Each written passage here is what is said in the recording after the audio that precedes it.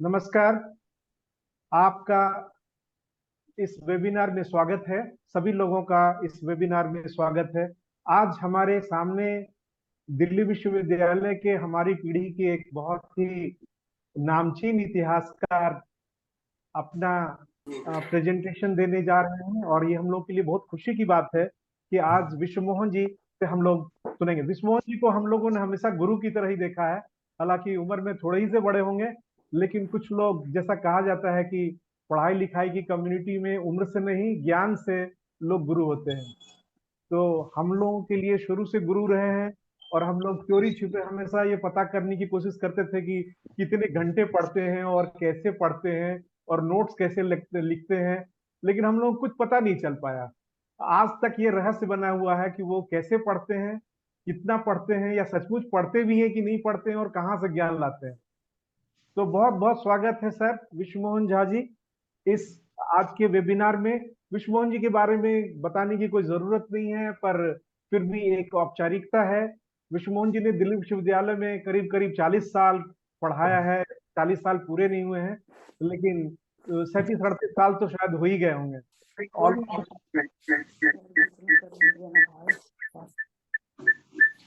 तो विश्वमोहन जी ने अपना पीएचडी दिल्ली यूनिवर्सिटी से किया है, दिल्ली विश्वविद्यालय से। और यहाँ पर विश्वविद्यालय के इतिहास विभाग में भी कक्षा लेते रहे, और इसके अलावा एआरएसडी कॉलेज के छात्र हैं।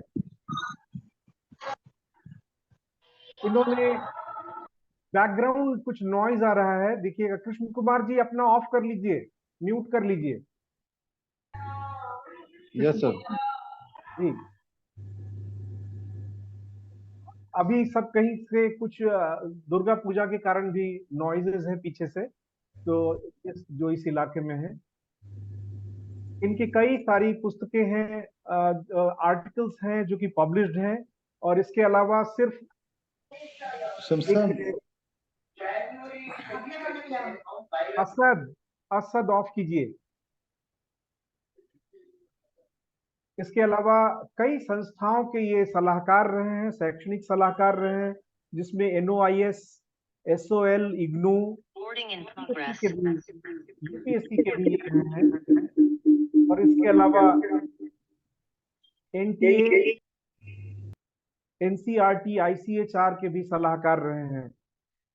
विश्वमोहन जी एस सुहास, जिसको बोलते हैं school of oriental and African studies London, और यूनिवर्सिटी ऑफ लंदन के भी विजिटिंग प्रोफेसर रहे हैं। और सबसे एक जो महत्वपूर्ण इनका काम है वो है comprehensive history of India, history Congress के द्वारा जो छापा जा रहा है 2 वॉल्यूम में, उसके ये को एडिटर हैं। 2 एडिटर हैं, उसमें विश्वमोहन जी एक प्रमुख भूमिका निभाते हैं। विश्वमोहन जी, आपका स्वागत है, और अब ये मंच आपके लिए है। आप अपनी बात रख सकते हैं। धन्यवाद।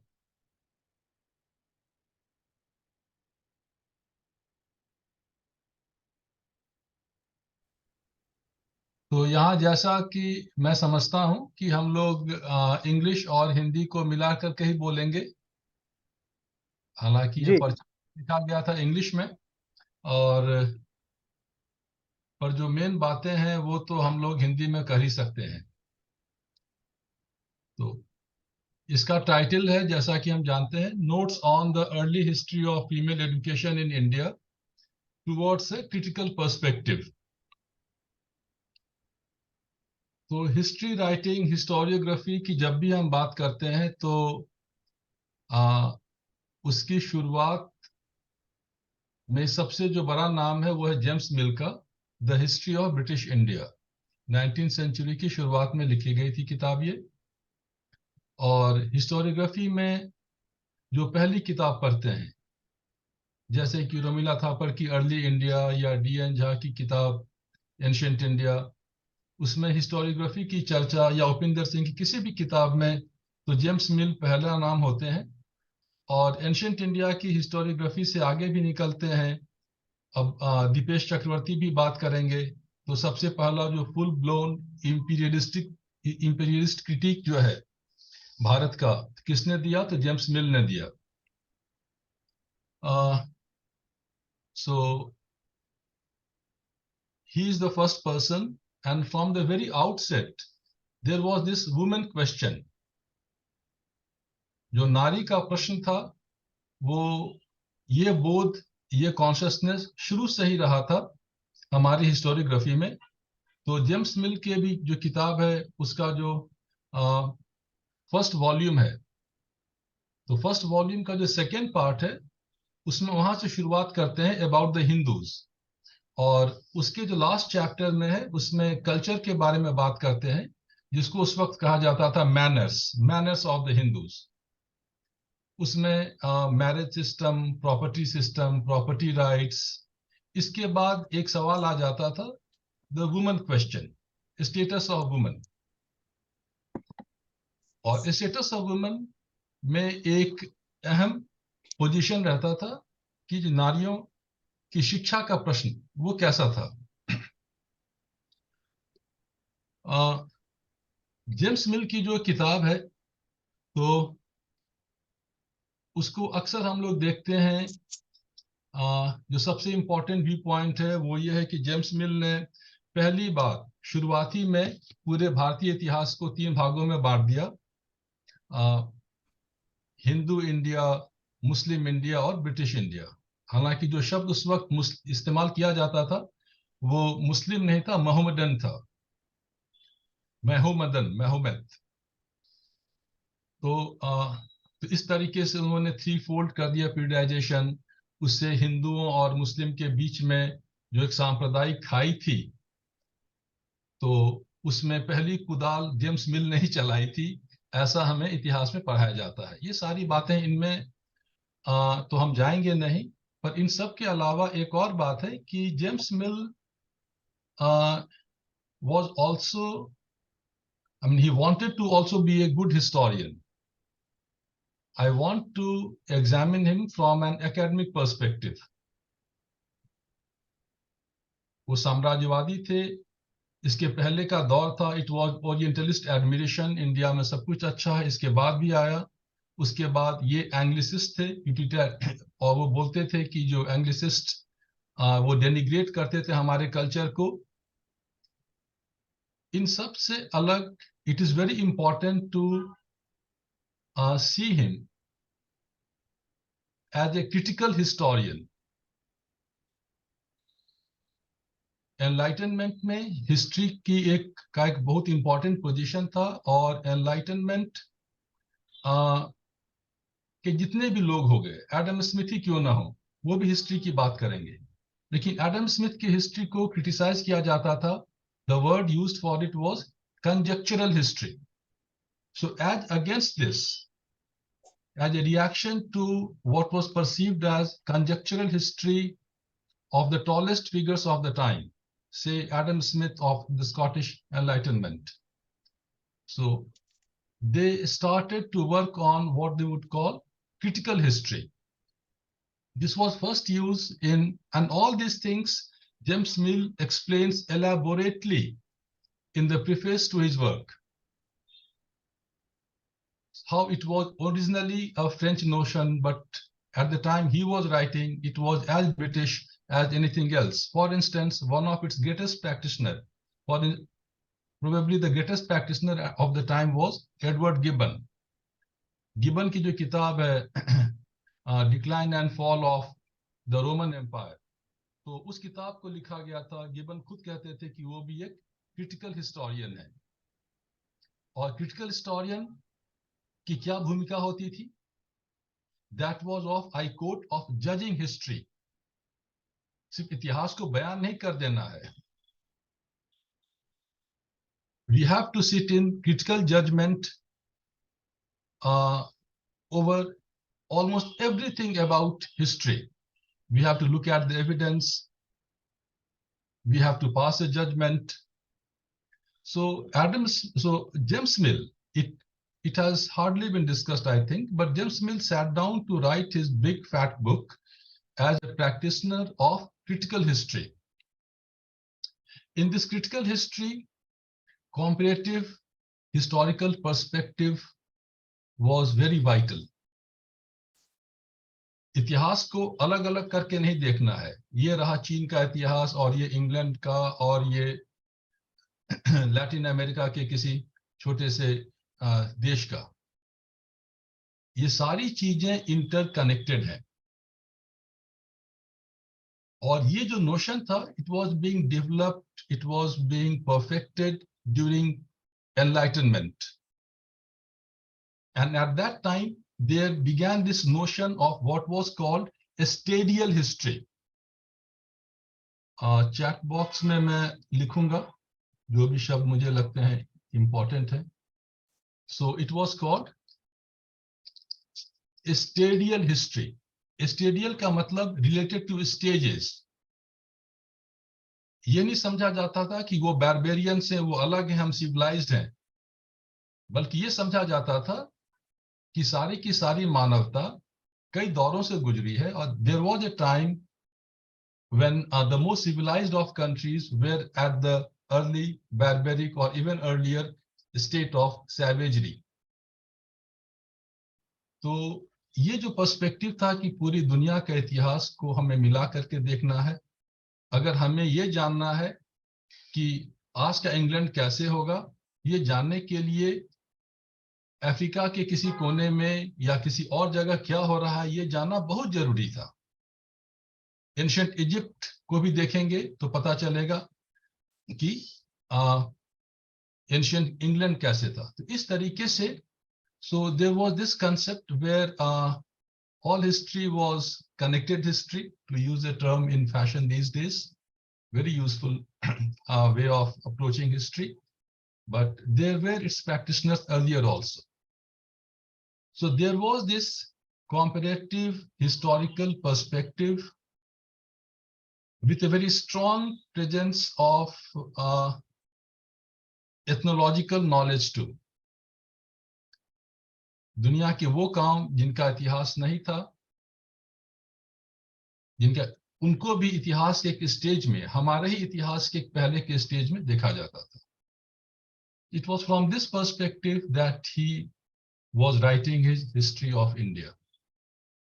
In this perspective, and there was, as I said, this insistence on judging history. इतिहास के बारे में देखना है, उस एविडेंस क्या उसको देखना है और एक राय बनानी है। इस पर्सपेक्टिव में the central theme was a status of women.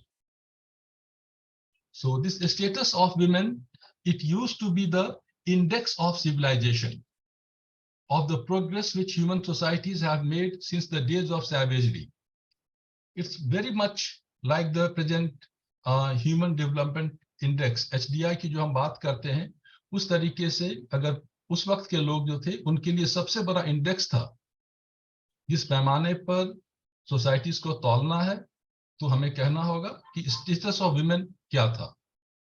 And it was defined comprehensively, in which of course female education was one thing.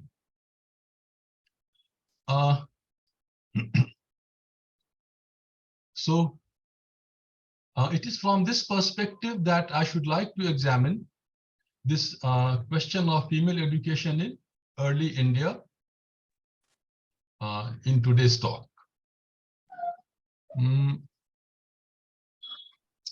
So James Mill, when he in that chapter, अभी मैंने बातचीत की कि उनकी किताब history of India का जो second part था, जिसको बुक 2 बोलते थे, उसका लास्ट चैप्टर मैनर्स था। उसमें वो कई चीजों के बारे में बात करते हैं। When he starts with status of women thing, तो वो कहते हैं कि status of women के बिना हम किसी भी चीज को समझ नहीं सकते हैं। और फिर उसके बाद बात हो रही है हिंदुओं की, बात हो रही है एंशिएंट इंडिया की। जो उनके पास सबसे इंपॉर्टेंट टेक्स्ट था वो थी मनुस्मृति। पर इसके अलावा जो ट्रेडिशनल इंडिया के जो ऑब्जर्वेशंस थे, जैसे कि उस वक्त के एक बहुत सेलिब्रेटेड ट्रैवलर थे जॉर्ज फॉस्टर। जॉर्ज फॉस्टर्स के ट्रैवल्स था, उसका अकाउंट था, उनकी क्या राय थी, ट्रेडिशनल इंडिया को किस तरीके से देख रहे थे। इसके अलावा युधिष्ठिर ने क्या कहा था, भागवत पुराण में क्या लिखा हुआ है। तो और मेन टेक्स्ट था मनुस्मृति। इन सब की बात करने के पहले what he does in that book, he is not offering an imperialist critique of India. He is having a comparative historical perspective. वहां वो बात करते हैं कि एंशियंट कैल्डिया में, चाइना में, दूसरी जगहों पर विमेन का पोजीशन कैसा था, और जो उनके मुताबिक जो शुरू में जो होता था, शुरू में when we were at the state of savagery, तो उस वक्त जो फिजिकल स्ट्रेंथ था, जो brute strength, it would be the determinant of status. जिसकी लाठी उसकी भैंस, जो सबसे अधिक मजबूत था, तो बायोलॉजिकली पुरुष थे, अधिक ताकतवर थे, तो स्त्रियों की हालत गुलाम से ज्यादा कुछ भी नहीं थी। Abject state of slavery, this is what he writes. फिर धीरे धीरे जब मानवता का विकास हुआ, we began to develop final qualities of intellect, so then it would be in those terms your intellectual and other aesthetic achievements that your status would be determined. So humanity was progressing towards this stage where women would enjoy complete equality with men. उनका ये history का perspective था कि स्टेडियल history, history of stages इसी दौर से गुजरेगी।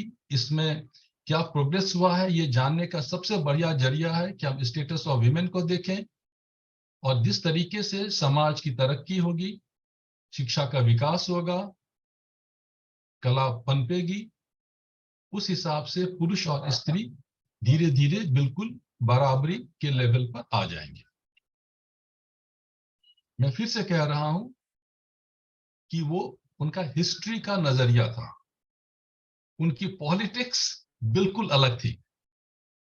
उनकी जो पॉलिटिकल राइटिंग्स हैं, वो जो सरकार के बारे में लिखते थे, वो जो पॉलिसियां देते थे, वहां पर वो मान के चलते थे कि जो बच्चे और स्त्रियां हैं वो कुछ नहीं करेंगे, जो काम करना है वो पुरुष ही करेंगे। इसके लिए उनका भयंकर क्रिटिसिज्म होता था। उनके कुछ स्टेटमेंट्स हैं which imply this, that women and children are best left out of all politics, all matter of rights. This was his politics. उनके बेटे जेम्स जॉन स्टुअर्ट मिल ने कहा भी था कि मेरे पिताजी का सबसे घटिया स्टेटमेंट यही है, but that was his politics. उससे भी हम अलग रख रहे हैं, सिर्फ हम स्टेज के बारे में बात कर रहे हैं। James Mill as a practitioner of what I mean, जो मैं लंबी बात जो मैं कहना चाह रहा हूं कि जो हिस्ट्री का जो आइडियल था, एक scientific history based on evidence and arguments, evidence properly processed, interpreted in its context, इसकी बुनियाद उस किताब में रखी जा रही थी, despite all his biases. तो इस तरीके से वो पहले बयान करते हैं। वो कहते हैं कि अब हम स्त्रियों की स्थिति के बारे में बात करेंगे, और फिर उसके बाद वो बात करना शुरू करते हैं कि कॉम्परेटिव पर्सपेक्टिव दुनिया में कैसे कैसे ये बदला है। And then this is his conclusion, I quote, a state of dependence more strict and humiliating than that which is ordained for the weaker sex among the Hindus cannot easily be conceived. जैसी दयनीय बुरी स्थिति स्त्रियों की भारत में थी, वैसी कहीं नहीं थी। मैं चैट बॉक्स में ये स्टेटमेंट उनका लिख देता हूं।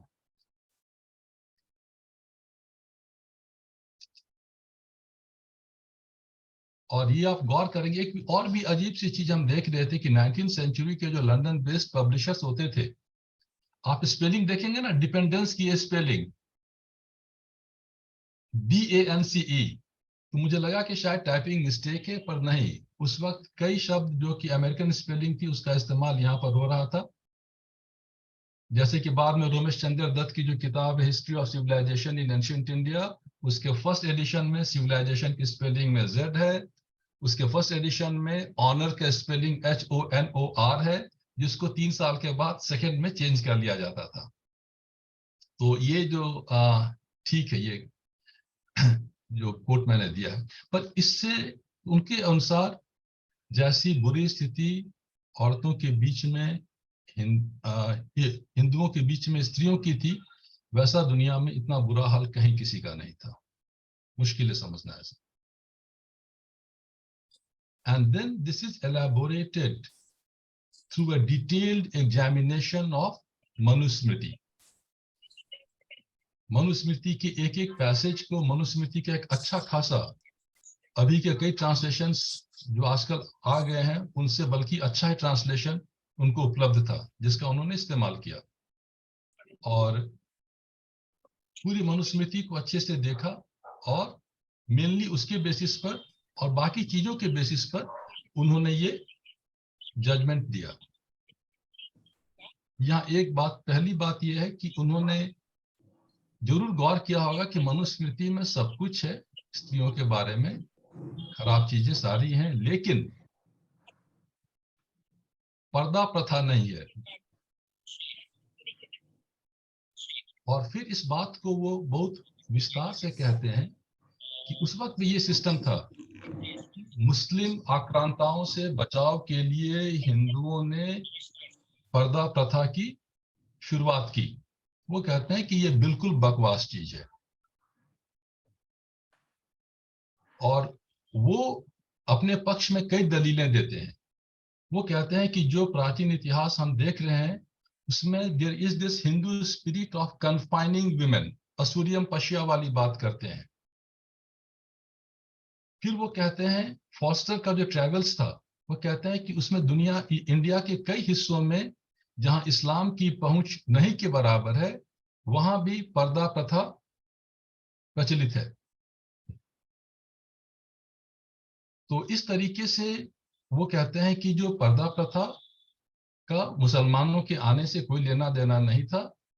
जो मनुस्मृति में देखते हैं, this pathological fear about chastity, this pathological concern about chastity, नारी की पवित्रता और तमाम चीजें, और हाउ करप्ट ये जो स्त्री होती है वो कितनी बुरी होती है, सबको करप्ट कर देगी, इस तरीके की बातें। तो ये जो स्पिरिट उस पर जोर दे के वो एक अंदाज लगाते हैं कि नहीं, पर्दा प्रथा एक सेंस ऑफ कन्फाइनमेंट हालांकि मनुस्मृति में नहीं था, फिर भी ये मुसलमानों के आने से नहीं आया।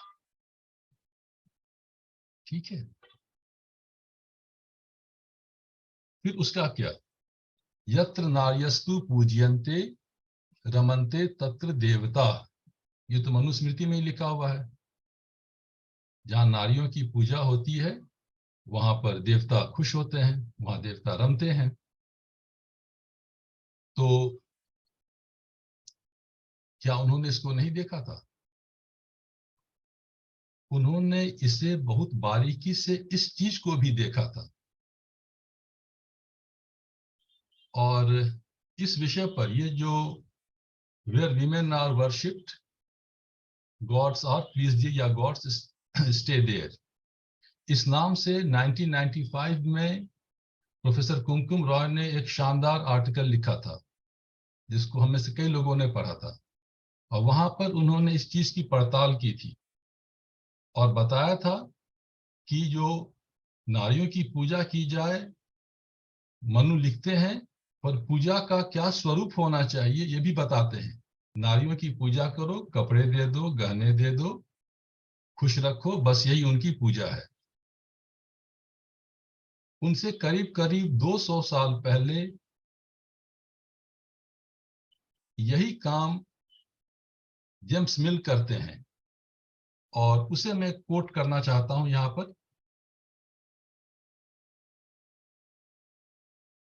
वह उन्होंने क्या किया कि ये जो मनुस्मृति में का जो थर्ड बुक है उसका जो 56वां श्लोक है उसमें ये बात कही गई है, यत्र नार्यस्तु पूज्यन्ते रमन्ते तत्र देवता।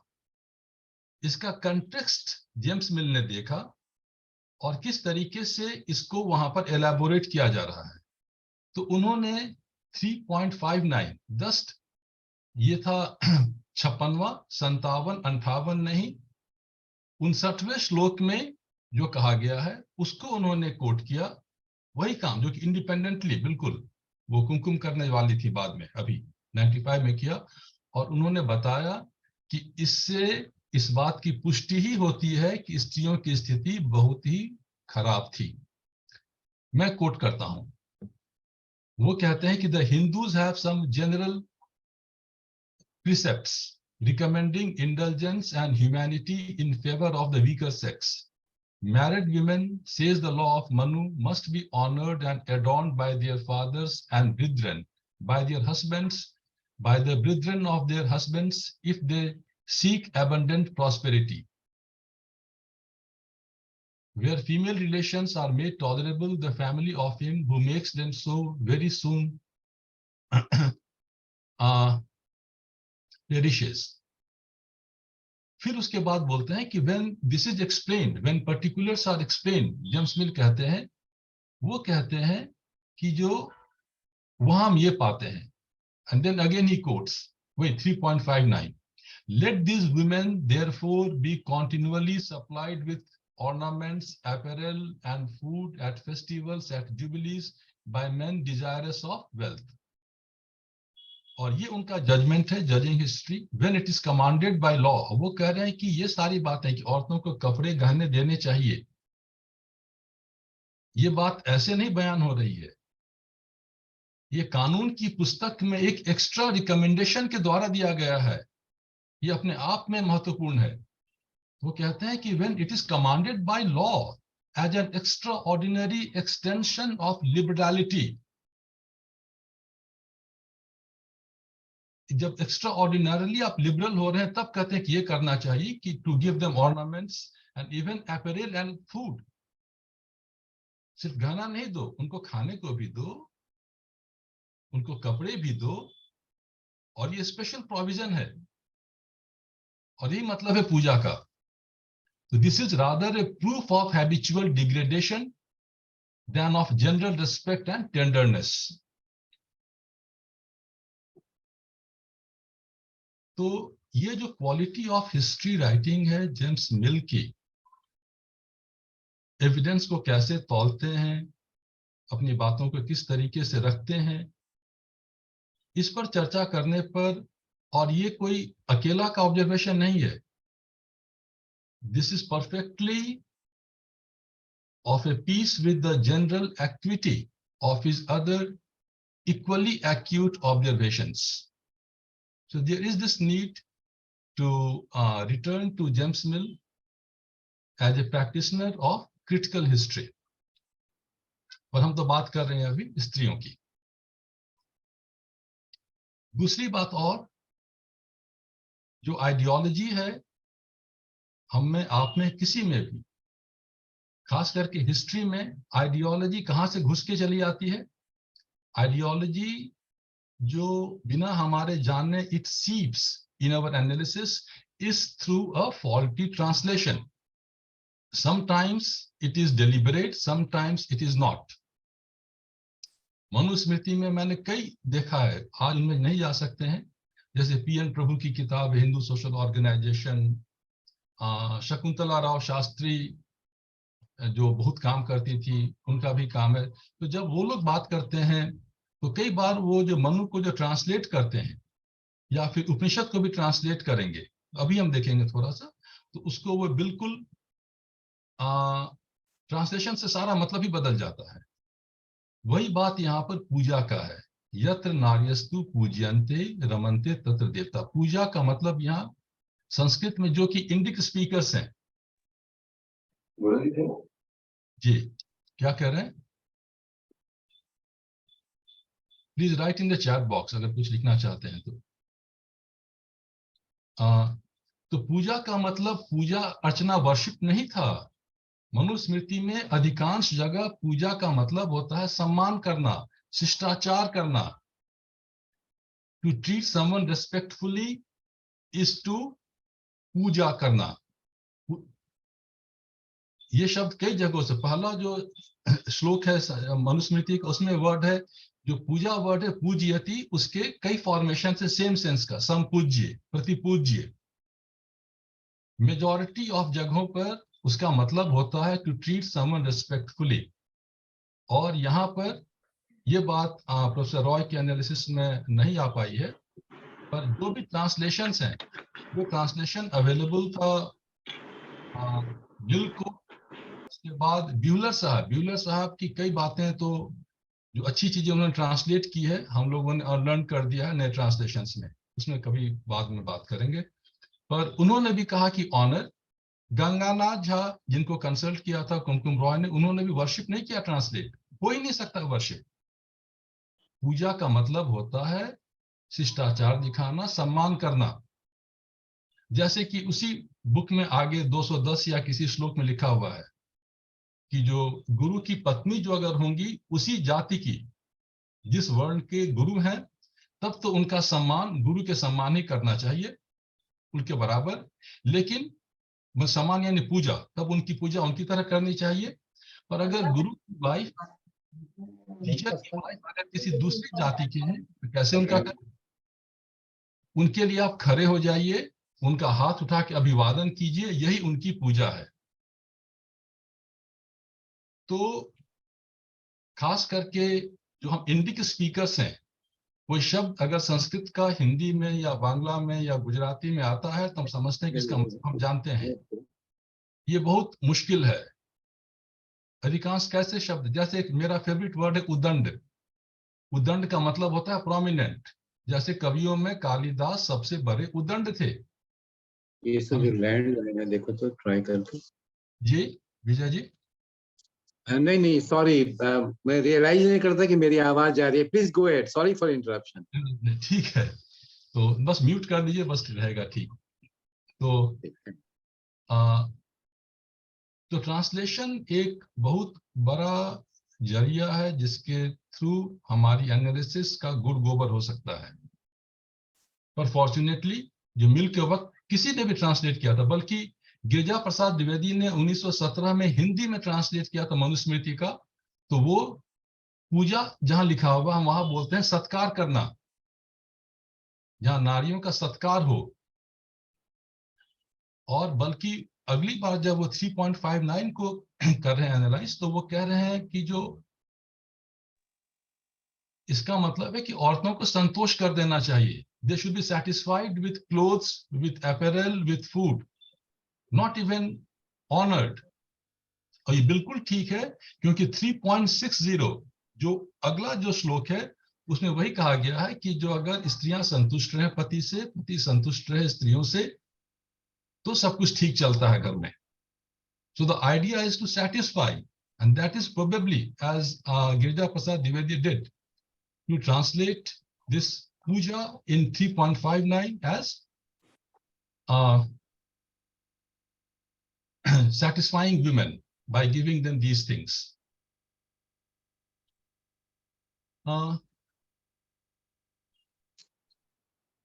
And then we come to education. On education, Manu says that they have no right to education.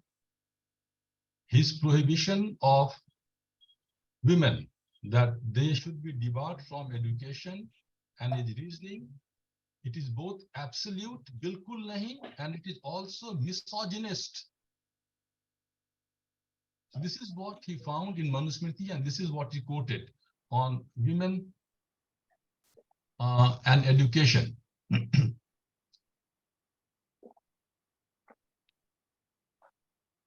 तो मनु कहते हैं उसी किताब में, जिसको उनके पास वेद वगैरह था नहीं पढ़ने के लिए जेम्स मिल के पास, तो ये मनु कहते हैं, women have no business with the texts of the Veda, thus is the law fully settled. Having therefore no evidence of law and no knowledge of expiatory texts, sinful women must be as foul as falsehood itself. ये मनु कहते हैं और यही वो coat करते हैं कि sinful women are sinful, they are as foul as, झूठ का दूसरा नाम स्त्री। To this effect फिर मनु क्लेम भी करते हैं कि वेदों में यही लिखा हुआ है और यहीं से हमारी हिस्टोरियोग्राफी का अगला पड़ाव शुरू होगा। मनु कहते हैं, to this effect many texts, meaning many Vedic texts, which may show their true disposition, are chanted in the Vedas. So there are two things. We have James the Mill, the historian, quoting Manu for the conditions in Manu's time. But we have here in this statement, Manu himself becoming a historian and Manu saying what is there in the Vedas. Was Manu correct? Do the Vedas actually bear him out? क्या वेदों में यही कहा गया है स्त्रियों के बारे में? मनु एक कैटेगरी है, इसकी चर्चा मैंने तो कहीं देखी नहीं है, पर होनी चाहिए। एक इतिहास के जानकार होते थे जिनको कहा जाता था पूर्वविद। लास्ट में 9th बुक में मनु भी इसका इस्तेमाल करते हैं। तो जो इतिहास के जानकार हैं वो ऐसी ऐसी बातें कहते हैं, they were called पूर्वविद। Was he himself one? What kind of historian he was? A very poor historian. The next major shift in the historiography comes when the Vedas, when pre-Manu literary texts, the earliest Buddhist texts, Jaina texts, more than anything the Vedic texts, above all the Rig Veda itself was studied, a very different picture of the status of women emerged. On all counts on which India was being excoriated, being pushed down in the scale of civilization, nothing was to be there in our glorious Vedic age. No child marriage there, no parda, no ban on widow marriage, and of course, no sati. This was the glorious India.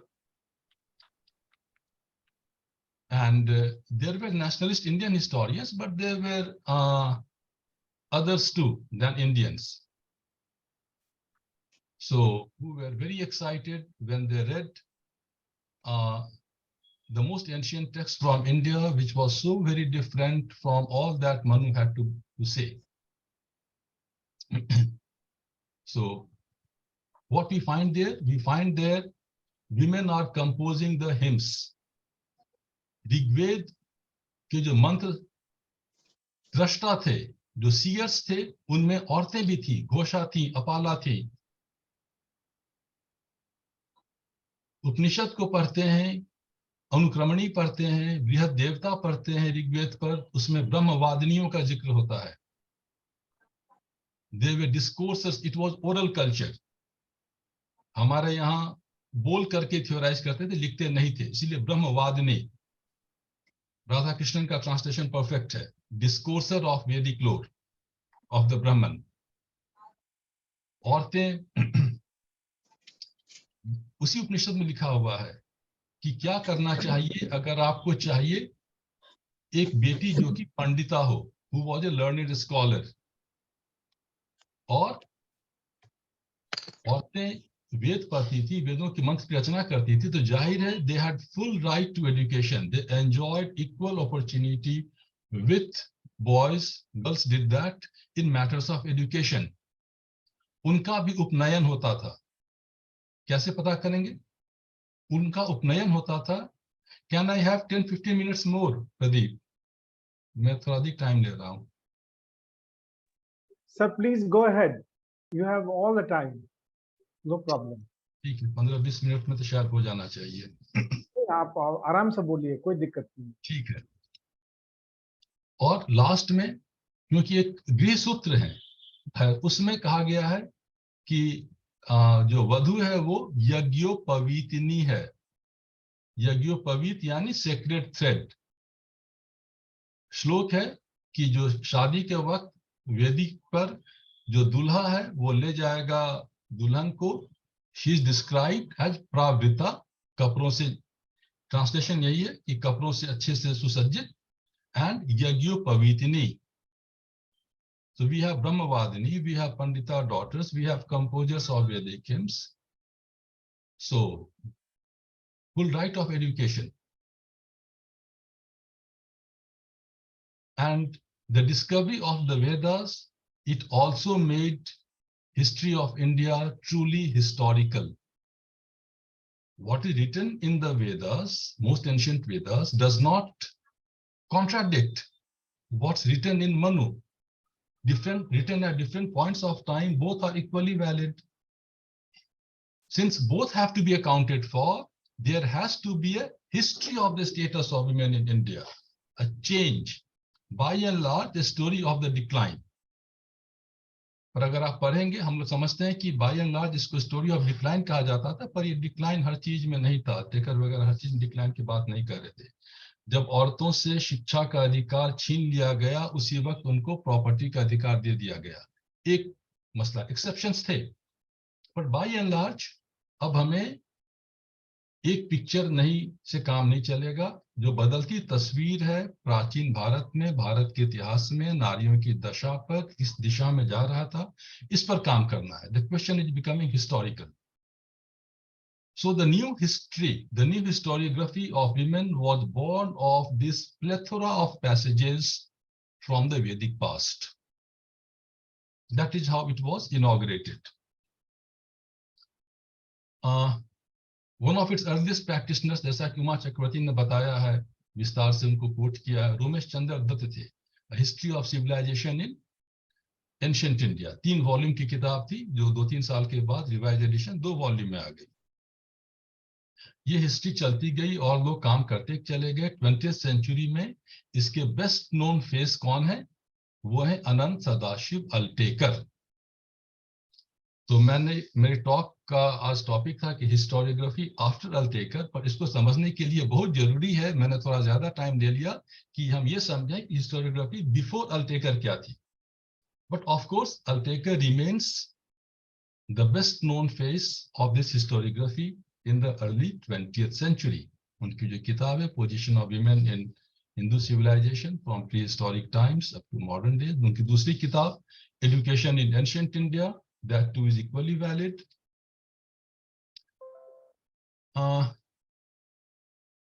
सो उसके बाद का जो काम होगा, तो naturally the next major step had to be taken naturally with a thoroughgoing critique of Altaker from a feminist perspective. So this new historiography says that all history was Altakerian history. So a very impressive body of research from a very consciously post-Altakerian gender perspective by a growing number of workers over the past 4 decades, it's now 4 decades. Also, this testifies to the strength of the conviction of the practitioners of the new approach. England गई उज्जैनी, वहां उन्होंने वही काम किया। यहाँ पर हम सब ने पढ़ रखा है, वो उमा चक्रवर्ती और कुमकुम रॉय का आर्टिकल ईपीडब्ल्यू में था। तो इस तरीके से ये हिस्टोरियोग्राफी है जिसको हम कह सकते हैं पोस्ट अल्टेकेरियन हिस्टोरियोग्राफी, खास करके इंडिया में ये एक एस्टैब्लिश्ड है। इसके कॉन्ट्रीब्यूशंस भी कई हैं। इसमें क्या होता है, द सेम एविडेंस। पर लेकिन मुझे लगता है कि जो शायद जिस तरीके से खारिज किया गया अल्टेकर को, अभी भी स्कोप है सीखने का अल्टेकर से, दूसरे लोगों से भी। So I believe it remains for us to learn very substantially from this past scholarship. We have sometimes been too ready to critique. But one thing is quite certain, that now there is significantly greater awareness of the scale and context of the evidence. 2 चीजों में मैं देख सकता हूं कि जो मुझे लगता है कि बदलाव तो काफी स्पष्ट है, कि जो एविडेंस को अधिक बारीकी के साथ, अधिक क्रिटिकलिटी के साथ तोला जा रहा है। कंटेक्स्ट क्या है किसी साइटेशन का, स्केल ऑफ एविडेंस क्या है, कितना है तो सही, पर कितना, किस स्केल पर। और दूसरी बात, जिस टर्मिनोलॉजी का हम इस्तेमाल करते हैं, the language employed by us, so we are perhaps more alert to that. So in this changed perspective, the interpretation of the Rigvedic evidence, women as composers of Vedic hymn, ये बातें अब हमारे text book तक पहुंच चुकी है, पर चर्चा यहाँ पर हो जाए तो अच्छी है। तो ये बिल्कुल बदल दिया गया। जब नई हिस्टोरियोग्राफी की शुरुआत हुई, तो जैसा कि प्रोफेसर सिंह की किताब में लिखा हुआ है कि औरतें तो मंत्र कंपोज करती थी, वैदिक मंत्रों को ऋग्वेद में, पर कितने ऐसे सूक्त, ऐसे हिम्स कितने हैं? वो कहती हैं 12 से 15 तक होंगे। कुमकुम रॉय की एक किताब थी उनकी, तनिका सरकार की और कुणाल चक्रवर्ती ने मिलकर के लिखी थी, बहुत अच्छी किताब है। तो उसमें वेदों पर लिखा था, उन्होंने कहा था कि ज्यादा से ज्यादा 15, करीब 15 सूक्त ऐसे हैं जो कि स्त्रियों ने लिखा है 1000 से अधिक में। तो 1000 से ऊपर में 15 सूक्त वो क्या है? पर यहाँ मैं हिस्टोरियोग्राफी में, जो हिस्टोरियोग्राफी हम पढ़ाते हैं, उसमें हमसे एक चूक हो गई है। इस नई हिस्टोरियोग्राफी के जो कुछ पायनियर्स हैं, ऐसे तो उनका बहुत नाम है, जो नाम है, बहुत बदनामी भी है। पर इस मामले में ऋग्वेद का इस तरीके से बिल्कुल अलग इंटरप्रिटेशन हम सबसे पहले प्रोफेसर वेंडी डॉनिजर ने किया था, जब वो वेंडी डॉनिजर ओ फ्लोहैटी भी कहलाती थी। उनका 1981 में पेंगुइन से it is very slim anthology of the Rigveda, किताब का नाम ही है द ऋग्वेद। उसमें ऋग्वेद के पैसेजेस को उन्होंने, तो ऋग्वेद में उन्होंने कई थीम्स के अराउंड उन्होंने कई पैसेजेस को इकट्ठा किया उस एंथोलॉजी में। तो women is one of the select themes. उन्होंने चुना कि कई थीम्स हैं, एक थीम उन्होंने विमेन को भी चुना। विमेन को चुनने से वो ये नहीं समझना चाहिए कि उनके लिए भी विमेन का वही इंपॉर्टेंस है ऋग्वेद में। उनका ओपनिंग स्टेटमेंट सुनिए, मैं इसको चैट बॉक्स में भी डाल रहा हूं। I was thrilled when I read it first, many years ago.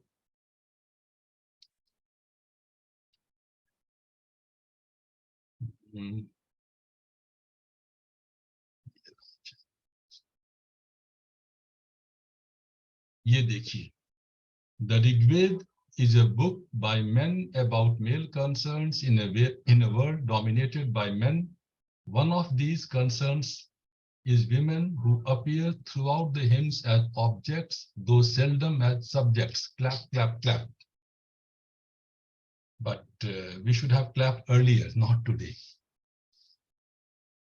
तो ये हिस्टोरियोग्राफी में मेरी फ्रेंड कुमकुम है, उमा चक्रवर्ती मैडम है, लेकिन वेंडी डॉनिजर और भी कई लोग हैं, कई लोग हैं, कभी बाद में बात करेंगे। तो एक कॉम्प्रिहेंसिवली एक फेमिनिस्ट पर्सपेक्टिव से इस हिस्टोरियोग्राफी को देखा जा रहा था, और सबसे पहले इसी बात को पलट दिया गया कि ऋग्वेद में स्त्रियों की स्थिति बहुत अच्छी थी, इससे स्ट्रॉन्ग स्टेटमेंट हो नहीं सकता था। पर यहां भी सिर्फ बोलने से, समझने से तो काम चलेगा नहीं। सबसे पहले कितनी औरतें थी जिन्होंने वैदिक सूक्तों की चर्चा की थी। सूक्त समझते हैं, हिम, सूक्त के भीतर जो वर्सेज होते हैं उनको बोलते हैं ऋचा। कभी कभी हमारी किताबों में ठीक से, जो टेक्स्ट बुक्स हम पढ़ाते हैं उनमें ठीक से इस चीज को समझा नहीं गया, बहुत आसान है। जो हिम्स है collection of verses, each verse is called रिच और ऋचा। तो जैसा कि मैंने कहा कि जो कुमकुम रॉय की किताब में लिखा है कि करीब 1000 से अधिक में सिर्फ 15 जो सूक्त हैं वे स्त्रियों ने किया था। पर सिंह की किताब में the proportion of hymns attributed to women in the Rigveda is minuscule, just 12 to 14 out of 1000। पर गिनती में इतनी अनसर्टेनिटी क्यों? मामला इससे भी बुरा था स्त्रियों के लेकर के, पर इसके लिए पहले हम यहीं से शुरू करते हैं। So because this is to my mind inexplicably inexact, 12, 13, 14, 15, about 15, what? Because other people, when we read other books, this, I think the count which is given, 15, is it corresponds very closely to one statement by Altaker, general statement out of which this count was made, that about 15 hymns can be attributed to women in the Rig Veda. But it's different. Because The same Altaker, when he is writing Education in Ancient India, he is saying that at least 20 women are known to have composed Vedic hymns. उन्होंने संख्या 20 कर दी. बल्कि रोमा चैटर्जी एक बहुत अच्छी किताब 1954 में, बहुत इंफॉर्मेटिव किताब निकाली थी 1953-54 में रामकृष्ण मिशन में. स्वामी माधवानंद और आरसी मजुमदार ने किया था, ग्रेट वीमेन ऑफ इंडिया. उसमें सुशील कुमार डे, बहुत जबरदस्त स्कॉलर्स, उनके आर्टिकल्स हैं, वेरी इन्फॉर्म, बिल्कुल ठोस. उसमें रोमा चैटर्जी कहती हैं कि वो तो बृहद देवता कोट कर देती हैं. बृहद देवता एक टेक्स्ट है ऋग्वेद पर, वहां कहती है कि जो एक पैसेज कोट करती हैं कि उसमें जो दूसरा अध्याय है उसके 84th इसमें वर्ष में लिखा हुआ है कि 27 थी ब्रह्मवादिनी, not even 20, there were 27 of them. वो थी. हिम्स तो और भी कई होंगे ज्यादा, तो काउंट खराब हो गया ना. तो वहां तो उतनी कैसे हो गई 27? मैंने चेक किया उसको, वो 82 to 84 है. 27 का नाम गिनाया है बृहद देवता में कि ये 27 थी, बट दे आर कॉल्ड ब्रह्मवादिनी. तो वैदिक scholarship, very rigorous, hard nosed वैदिक scholarship has had glorious scholarly tradition. उस पर काम करके जो अभी ब्रेरेटन और स्टेफनी जेमिसन ने ट्रांसलेशन है, वहां तक हम पहुंचते हैं. और उस किताब में डॉनिजर अपनी एंथोलॉजी में कहती हैं कि सिर्फ 2 औरतें हैं, घोषा और अपाला, जिनके बारे में कह सकते हैं कि इन्होंने हिम्स को words are put in their mouth, they are the central characters. पर एक्चुअली स्थिति यह है कि अब हमारे पास, हम यकीनन नहीं कह सकते हैं कि एक भी हिम किसी वुमन ने किया था या नहीं किया था, क्योंकि ये एविडेंस ऋग्वेद का है ही नहीं. ऋग्वेद के किस सूक्त की को किस व्यक्ति ने लिखा था, ये इंफॉर्मेशन बाद में आता है. बहुत वैल्यूबल टेक्स्ट से वो शौनक होते थे, उन पर एक बनाया गया था इंडेक्स, जैसे कि अनुक्रमणिका बोलते थे उसको.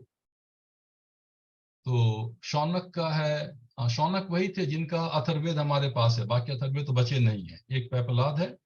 तो शौनक की एक अनुक्रमणिका भी थी और कात्यायन की सर्वानुक्रमणिका थी. ये बाद के टेक्स्ट हैं. इनकी वजह से हम यकीनी तौर पर कह सकते हैं कि जो हमारे पास वेदों के संकलन है वो वही थे ओरिजिनल, जो कि उस वक्त के थे. इनके बहुत अहमियत है. पर इसमें इन्होंने ये काम किया है कि जो इन्होंने बता दिया है कि हर एक सूक्त की रचना किसने की है. तो ये बात का ट्रेडिशन है. बृहद देवता में उसी का पालन हुआ है, ऋग्वेद में नहीं लिखा गया है. इसी बात की पड़ताल जब स्टेफनी जेमिसन या बाकी लोगों ने बारीकी से की, सुशील कुमार देव वगैरह बोलते थे कि कहने को 27 है, पर एक्चुअली इसमें हिस्टोरिकल विमेन 9 ही हैं. वहां भी दिक्कत थी. पर और भी बारीकी से देखेंगे तो उन्होंने क्या किया कि जो अनुक्रमणी तैयार कर रहे थे, जो शौनक, जो जिन्होंने ही बृहद देवता भी तैयार किया था, तो उन्होंने वहां क्या देखा कि जो स्त्रियों तो उसका जो कंटेक्स्ट है, किस सूक्त में क्या कहा गया है, उसके आधार पर उन्होंने कह दिया कि उस सूक्त को लिखने वाले ये थे, नाम कर दिया था. जैसे कि किसी सूक्त को कह दिया कि इसको किसी मछली ने लिखा था, इसको किसी देवी ने लिखा था. तो जिस सूक्त में घोषा है उस सूक्त को कह दिया कि घोषा ने लिखा था उन 2 को. जिसमें एक में अपाला है तो उसको अपाला ने लिख दिया था, वैसे विश्ववारा को लिख दिया था, वैसे लोपामुद्रा का कर दिया था. एक्चुअल एविडेंस है ही नहीं और ये एब्सर्ड हो जाता है. इसी बहाने वो देवी देवता, एक सूक्त कह दिया कि नारायण ने लिखा था, क्योंकि उसमें नारायण की चर्चा है, भगवान ने लिखा था. तो यकीनी तौर पर एक भी सूक्त के बारे में हम नहीं कह सकते कि उसको किसी स्त्री ने लिखा था, बल्कि कई तो मजाक बन जाता है। उन्होंने कहा कि मैंने एब्सर्ड ही हो गया कि एक सूक्त है, एक जो ब्रह्मवादिनी में नाम है जुहू ब्रह्मजाया का। जुहू का मतलब होता है लेडल, जहां से घी भी डालते हैं होम करने वक्त, उसको बोलते हैं जुहू। जाया कहते हैं वाइफ को। तो एक सूक्त की रचयिता कही गई है जुहू ब्रह्मजाया, जुहू जो कि ब्रह्म की वाइफ है। तो एक्चुअली जो बर्तन जो जिससे हम निकाल करके होम करते हैं, लेडल, लेडल को करछी को बना दिया गया है वेद का रचना, और उनको ब्रह्मा की वाइफ भी बना दिया। क्यों? क्योंकि उस सूक्त में जुहू का भी जिक्र है और उस सूक्त में ब्रह्मा की वाइफ का भी जिक्र है, ब्रह्मजाया का भी जिक्र है। तो ये भी कहना बहुत, हम नहीं कह सकते हैं कि ऋग्वेद या किसी भी सूक्त की रचयिता कोई स्त्री थी। आप ये कह कि नहीं भी कह सकते हैं कि नहीं थी, पर लेकिन ये तो नहीं कह सकते जो दावा किया जा रहा है कि 10, 12, 15, और भी इस पर डिस्कशन और भी हो सकता है। तो एक बात तो ये, तो इसी पर हम आ रहे हैं कि जो एविडेंस जो है, एविडेंस को और हर तरीके से, इसमें ये नहीं है कि जो बातें जो रेडिकल पर्सपेक्टिव से या एक अच्छा इंटरप्रिटेशन जो कि हम चाहते हैं, evidence has to be very neutral with respect to the kind of interpretation we may wish. हमारी इच्छा से एविडेंस थोड़ी चलेगा, हमें साबित करना पड़ेगा कि एविडेंस वास्तव में वो कहना पड़ रहा है।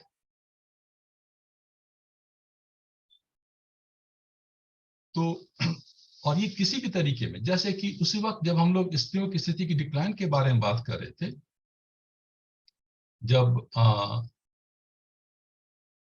1940s में जेल में रह करके राहुल सांकृत्यायन जो वर्ल्ड हिस्ट्री लिख रहे थे, मानव समाज, तो उसमें उन्होंने बताया कि किस तरीके से स्त्रियों की स्थिति अच्छी थी, एजुकेशन, फिर किस तरीके से they become a play thing of main, उनका इंडिपेंडेंट एग्जिस्टेंस खत्म कर दिया गया। और इसके लिए उन्होंने कोट किया है बृहदारण्यक उपनिषद को। उस कोटेशन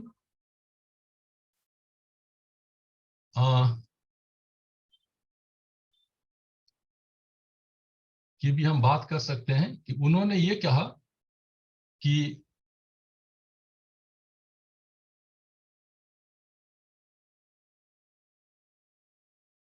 मानव समाज किताब में, जो कि जिसको लिखने में उनको डांगे थे, कम्युनिस्ट पार्टी के थे, उन्होंने उनकी मदद की थी। तो उस किताब में उन्होंने ये लिखा, आप लोग पढ़ सकते हैं। ये कि स्त्री के प्रति प्रेम या आदर जो दिखलाया भी जाता था, वह इसलिए नहीं कि वह भी मनुष्य है, बल्कि इसलिए कि वह उसकी भोग की सामग्री है। ये बृहदारण्यक उपनिषद से है। उन्होंने श्लोक भी कोट किया गया है कि भार्या की चाह के लिए भार्या प्रिय नहीं होती, बल्कि अपनी चाह के लिए भार्या प्रिय होती है। न वे भार्याय कामाय भार्या प्रिया भवति, आत्मनस्तु कामाय भार्या प्रिया भवति। इससे बड़ा स्टेटमेंट क्या हो सकता है? लेकिन कंटेक्स्ट के बाहर, मतलब बिल्कुल ही तोड़ मरोड़ करके अगर एविडेंस को पेश किया जाए, उसका एग्जाम्पल देना हो, तो इससे अच्छा एग्जाम्पल एविडेंस को कैसे बिल्कुल ही कंटेक्स्ट से निकाल दिया जाए नहीं हो सकता है। स्त्रियों की पोजीशन से इस स्टेटमेंट का कोई लेना देना नहीं है। ये आत्मा के सिद्धांत के बारे में बात की जा रही है, एक बहुत लंबा स्टेटमेंट है। उसमें उस स्टेटमेंट को अगर आप पूरा पढ़ेंगे तो पता चलेगा कि हम लोग जो पेट्रियार्की का आना या बृहदारण्यक उपनिषद में ये इंटरप्रिटेशन बिल्कुल नहीं चलेगा। मैं सिर्फ एक लाइन आगे और एक लाइन पीछे का कहता हूं। मेरे ख्याल से इसको कॉपी पेस्ट कर देने में ही ठीक है। बिल्कुल ये आत्मा के सिद्धांत के बारे में बात हो रही है, और सिर्फ स्त्री नहीं, दुनिया में हर चीज के बारे में यहाँ कहा जा रहा है।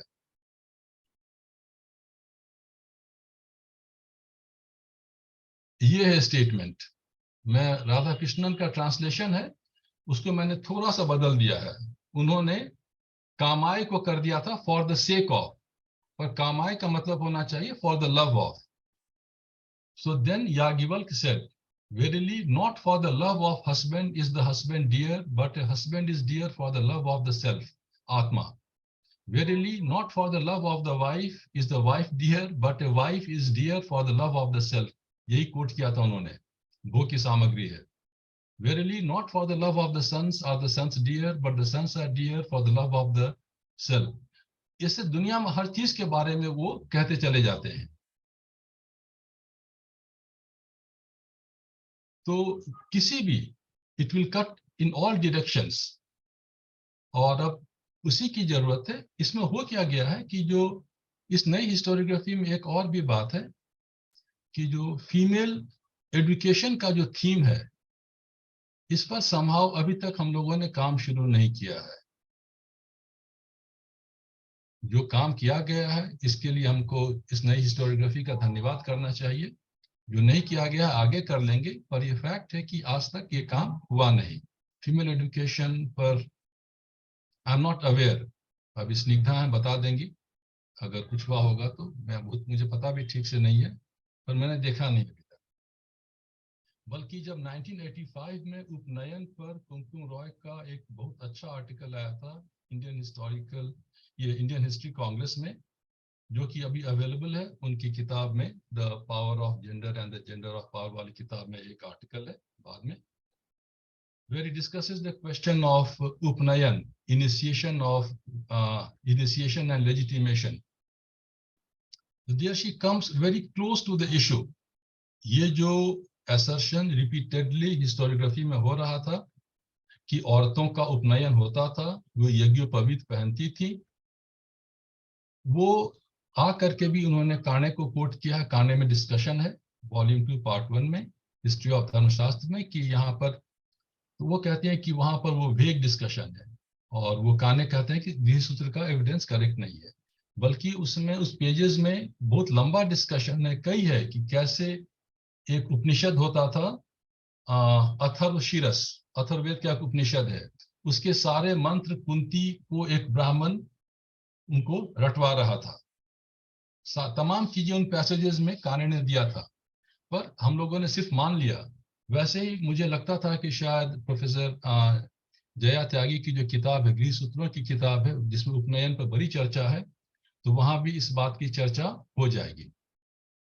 बल्कि इस किताब इन काम में और दूसरी जगहों पर यह मान लिया गया है कि चाहे कि जो इस चीज को अस्यूम कर लिया गया है कि औरतों को कभी भी उपनयन का अधिकार नहीं था। मैं भी मानता हूं, पर इसके लिए पक्की करने के लिए बात हमें जो कई पेजेस लिखे गए हैं कि औरतों का उपनयन होता था, कई लोगों ने कई बार लिखा है, जिन किताबों को हम बार बार पढ़ते हैं, वहां जा करके हमें क्रिटिक करना है, बताना है कि क्यों उनकी बात गलत है। तो एक वर्ड है यज्ञोपवीतिनी, जो कि अभी मैंने चर्चा की थी। तो इसका ट्रांसलेशन किया जाता है कि प्रावृता। द वर्ड इज कैसे, प्रावृता, प्रावृता यज्ञोपवीतिनी। तो प्रावृता को लोग ट्रांसलेट कर देते हैं कि जो अच्छे कपड़ों से वेल क्लोथ्ड, और यज्ञोपवीतिनी को ट्रांसलेट कर देते हैं the woman who was wearing sacred thread. लेकिन जैसे कि जेबी चौधरी की किताब है विमेन पर वैदिक एज में, उसमें भी यही इंटरप्रिटेशन दिया गया है। लेकिन सभी जानते हैं कि जो ट्रेडिशनल जो भाष्य इस पर है, वहां कहा गया है, उनको कोट भी किया है चौधरी साहब ने, कि जो यज्ञोपवीत का मतलब है जनेऊ नहीं, यज्ञोपवीत का मतलब है ऊपर का कपड़ा, उत्तरीय। तो हिस्टोरियंस को जेम्स मिल या किसी इंपीरियलिस्ट से दो चार नहीं होना पड़ रहा है। ये जो नेशनलिस्ट हिस्टोरियोग्राफी है, वहां हमें शंकराचार्य को क्रिटिसाइज करना पड़ेगा, जो ट्रेडिशनल इंटरप्रिटेशन है इन श्लोकों का वो क्रिटिसाइज करना पड़ेगा अपनी बात रखने के लिए, ये साबित करने के लिए कि औरतें जनेऊ पहनती थी, हमें उसको इंटरप्रिटेशन को नहीं मानना पड़ेगा। पर क्या ये ठीक ट्रांसलेशन है? ये जो वर्ड है प्रावृता, इसका मतलब होता है स्क्रीनिंग, ढकना। बल्कि वेदों में कई जगह इसका इस्तेमाल हुआ है पर्दे के रूप में। तो ट्रांसलेशन ये होना चाहिए कि जो ब्राइड जो थी, शी वॉज प्रावृता, ढकी हुई थी, और शी वॉज वेयरिंग यज्ञोपवीत। और पूरे एविडेंस को, वैदिक टेक्स्ट को बहुत पहले बाल गंगाधर तिलक ने ओरियन में इसको हैंडल किया था। उन्होंने कहा था कि चीजों के पहनने के कई तरीके होते हैं और उसी के हिसाब से आपकी मंत्र की सिद्धि होगी, यज्ञ की सिद्धि होगी। अगर आप राइट हैंड उठाते हैं ऐसे और कपड़े को ऐसे डालते हैं तो जाहिर है कि एक लेफ्ट में आएगा, बाकी नीचे गिरेगा। दिस वॉज कॉल्ड द उपवीत method of wearing a cloth. इस पर हार्मुट शार्फ ने एजुकेशन इन एंशिएंट इंडिया में हाल में भी काम किया है। उन्होंने दिखाया है कि जो वैदिक टेक्स्ट में, वैदिक स्कल्पचर में इसी पोजीशन पर आप जब when you are performing some religious ceremony, some solemn thing, then you have to wear your clothes in this उपवीत fashion। तो यज्ञ में अगर उपवीत के तरीके से राइट हैंड को उठा करके कपड़ा पहनेंगे तो that is a cloth worn according to the upavit mode, that is yajñopavit। And it was this meaning which is being said, that the bride was being screened and she was wearing a cloth according to the upavit mode, yajñopavit mode। तो पहले तिलक ने कहा था और इससे सब लोग सहमत थे उस वक्त। हम लोग अभी भी कुछ भी डाउट होता है तो सबसे पहले भागते हैं मैकडोनल्ड और कीथ के वैदिक इंडेक्स पर, 2 वॉल्यूम है। वो कहते हैं कि जो इससे अच्छा इंटरप्रिटेशन नहीं ठीक है, वो हो सकता है। ये भी इसी बात को कहते हैं, श्मिट भी कहते हैं। तो एक ये तरीका है, इससे सारी चीजें, सारे मसले हल नहीं हो जाते हैं। But there is a very vast body of historical evidence and historiographical argumentation waiting to be addressed by us in earnest। तो उसको हमें देखना पड़ेगा ठीक से। वैसे ही ये जो कंटेक्स्ट है पंडिता का, मेरे ख्याल से मैं इसके साथ ही खत्म करूंगा, बहुत समय हो गया, सॉरी। पंडिता का जो आता है कि अगर पंडिता बेटी चाहिए तो आप ये खाइए वो खाइए तो पंडिता बेटी होगी। पंडिता को हम सब ने एक आर्टिकल में, जिनकी हिस्टोरियंस की बात कर रहा हूं, उनमें भी एक ने पंडिता को कहते हैं learned women. Pandit is a very late word. हमें पता है कि ये जो रेट्रोफ्लेक्स साउंड्स होते हैं वो तो ओरिजिनल इंडो यूरोपियन साउंड्स थे नहीं, बाद में आए। पंडित तो बिल्कुल ही बात का शब्द है। और हम कहते हैं, मॉडर्न हिस्टोरियंस कहते हैं कि उपनिषद के इस पैसेज में पंडिता का मतलब होता है लर्नेड डॉटर। शंकराचार्य कहते हैं कि लर्नेड वर्नेड कुछ नहीं होता है, इसका मतलब होता है कि कार्यकुशल थी, घर का काम करती थी, क्योंकि औरतों को वेद पर अधिकार नहीं है। उनके बाद के जितने भाष्यकार थे उन्होंने भी यही कहा।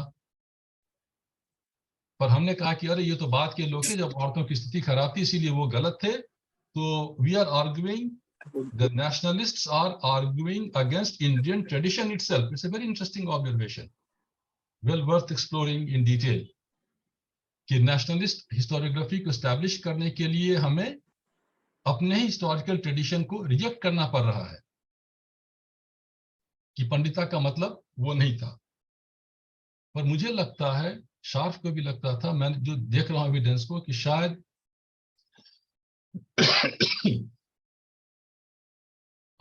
शंकराचार्य जी करेक्ट थे। ये भी जो कंटेक्स्ट है, इसमें कई किस्म के चाहिए। आपको ऐसा बेटा चाहिए तो ये खाइए। 5 किस्म के संतान की बात है, जिसमें से एक पंडिता बेटी भी है। पूरा जो कंटेक्स्ट देखेंगे, जैसा कि हमने देखा था वो पत्नी वाला अभी निषद में, तो पूरे कंटेक्स्ट में देखें कि आपको अगर एक बेटा चाहिए जो कि एक वेद पढ़ सके तो आप ये खाइए, दूसरा बेटा चाहिए जो कि 3 वेद पढ़ सके तो आप ये खाइए, पंडिता बेटी चाहिए तो ये खाइए, और लास्ट में एक ऐसे करके है। तो एक बेटे के बारे में क्या कहा गया है कि अगर आपको बेटा ऐसा चाहिए जो कि वेदों का ज्ञाता हो और पंडित भी हो, दोनों चीजें, पंडित भी हो और वेदों का ज्ञाता भी हो। पंडिताई वेदों का ज्ञान नहीं थी इस पीरियड में। बाद में भी हम जानते हैं कि जो पंडित है मतलब किसी भी चीज में एक्सपर्टीज, कॉम्पिटेंस, उसी से पहली बार लगता है कि यहां पर उसका मतलब नहीं है। उसी उपनिषद में आगे चल के क्या है कि एक आदमी को जानना है, गांधार जाना है, कैसे जाएगा? रास्ता पूछ पूछ के जाएगा। तो हर एक गांव में जाकर के जो पंडित है उनसे पूछेगा कि रास्ता किधर है, तब जाएगा गांधार। पंडित का मतलब थोड़ी वेदों का ज्ञाता है। तो पंडिता बेटी का मतलब ये नहीं है। इसका मतलब ये नहीं कि देयर वर नो पंडितास, और भी बहुत सारे एविडेंस है। अभी मैंने कुंती का एविडेंस दिया है। तो एजुकेशन पर काम करने की जरूरत है। एविडेंस को खास करके ट्रांसलेशन पर एक कड़ी नजर रखनी है, कंटेक्स्ट के अलावा, अगर हम लोग कुछ उपलब्ध करना चाहते हैं तो हिस्टोरियोग्राफी में। Thank you.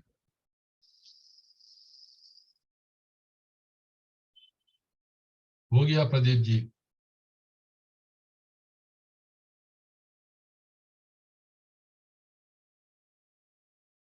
धन्यवाद,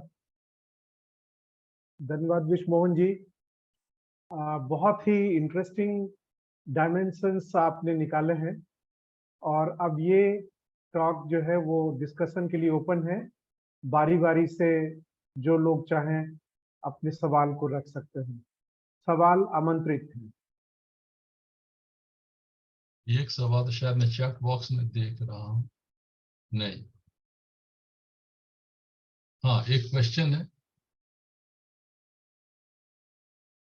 अजीत ने पूछा है, sir thank you so much for such an enlightening talk from James. कोई सवाल? In the same book of Mill, Ajit ने एक प्रश्न पूछा है, मैं देख लेता हूं इसको।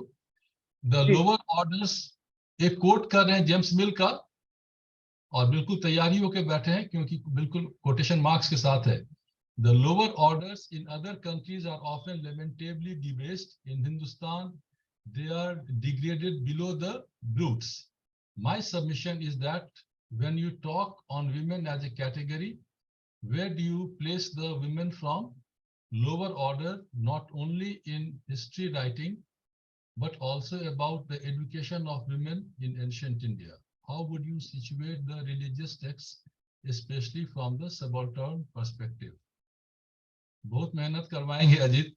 वही मेरा था कि बिल्कुल ठीक है कि लोअर ऑर्डर्स पर वो जो बोल रहे हैं तो किस कंटेक्स्ट पर क्या बोल रहे हैं, और दोनों को तो ध्यान में रखना पड़ेगा ही कि जो विमेन को, शूद्र को किस पोजीशन पर है। तो मिल का वो पोर्शन मैंने अभी ठीक से देखा नहीं है, जरूर देखेंगे, और मेरे ख्याल से वो कनेक्टेड तो होंगी ही होंगी, पर देखना पड़ेगा किस एविडेंस को कैसे वो कह रहे हैं। Thank you. अगला सवाल, अगला सवाल कोई? मिहिर जी। हाँ, विष्णु सर, पूजा का वो अर्थ कब से रूढ़ हो गया जिस अर्थ आपकी में आज आवाज नहीं आ रही है मेहर, आप लोग आ रही है क्या? आ जाएगी, आ जाएगी, थोड़ा नजदीक करके बोल रहे हैं। आवाज नहीं आ रही है सर? सर, बोलिए। हाँ, पूजा का वो अर्थ कब से रूढ़ हो गया जिस अर्थ में आज सामान्यतया लिया जाता है? किस चीज का अर्थ, किस शब्द का? पूजा शब्द का। पूजा। पूजा का अर्थ, हाँ नहीं, पूजा का अर्थ वर्शिप शुरू से ही था। उसी मैंने कहा था कि जो संपूज्य वर्ड है तो शुरू में ही था। जो जैसे कि शुरू में है कि जब लोग मनु के पास ऋषि वगैरह जाते हैं तो उनकी विधिवत पूजा करके वो अपनी बात कहते हैं। तो there we have the sense of worship. पूजा का मतलब था, पर पूजा का जो दूसरा मतलब था, कई शब्द का मतलब कंटेक्स्ट से पकड़ना पड़ता है। तो इस कंटेक्स्ट में तो बहुत क्लियर है इस पैसेज में, दूसरी जगहों पर भी। जैसा कि मैंने कहा था कि अगर बहुत सम्मान अगर नहीं करना है तो उनकी पूजा सिर्फ खड़े होकर के और अभिवादन करके कर सकते हैं, गुरु की पत्नी को, अगर उस कास्ट के नहीं हो तो। अजीत यहाँ भी देख सकते हैं कि कैसे कनेक्टेड दोनों हैं, कास्ट के बगैर तो देख ही नहीं सकते।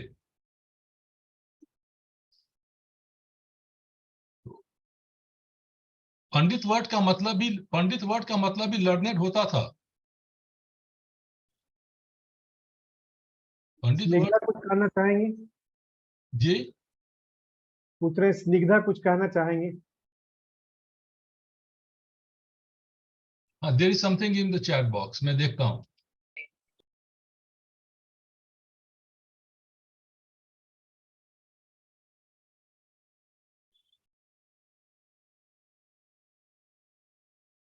आदर्श का प्रश्न बहुत अच्छा है। What are the prominent examples of learned women in ancient and early medieval India, and how does the Sanskrit literature portray the status of women in this period, apart from the upper caste women? ये तो Sanskrit literature के विस्तार में तो जा नहीं सकते हैं, पर लेकिन शुरू से एग्जाम्पल्स की कमी नहीं है कि खास करके